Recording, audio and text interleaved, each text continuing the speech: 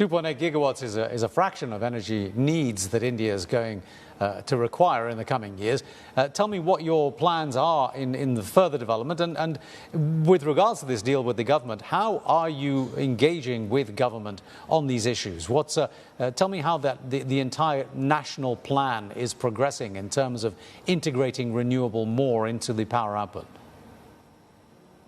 So our plan is to add every year about 2 to 2.5 gigawatt of renewable capacity, which will typically be a mix of solar, wind, and now the pumped hydro, which is coming up.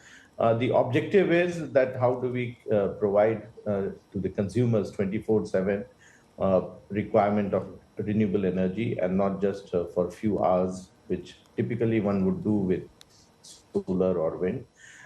We have developed very unique solutions, and these are in-house solutions, and which we are now offering to our commercial and industrial consumers.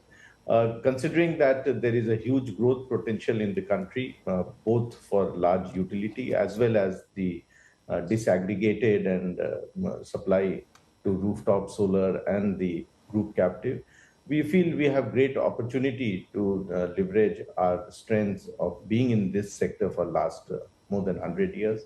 I think for us, supplying energy is about access to the consumers of whatever the type of energy that they require and whenever they require. And I think we will do a great job in that.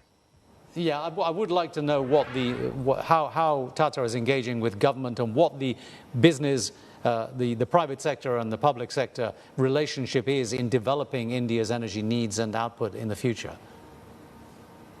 So I think the government is also very conscious that they need to promote renewable energy, and we constantly engage with the government in many of the policy decisions that have been taken.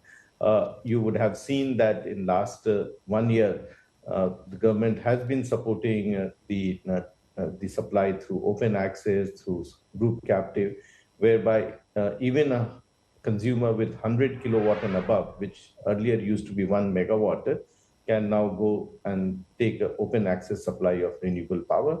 Similarly, the government has now given a much wider definition of group captive, and it's supporting the developers to go and tie up with the user industries or user offices, commercial complexes, to have group captive solutions, and the transmission charges up to June 2025 is waived off. So I think a whole lot of SOPs are being provided by the government to ensure that there is much higher penetration of renewable energy. And Tata Power, we play a very, very important role in engaging with the government and giving them the suggestions which will help us to increase the usage of renewable energy right across the country.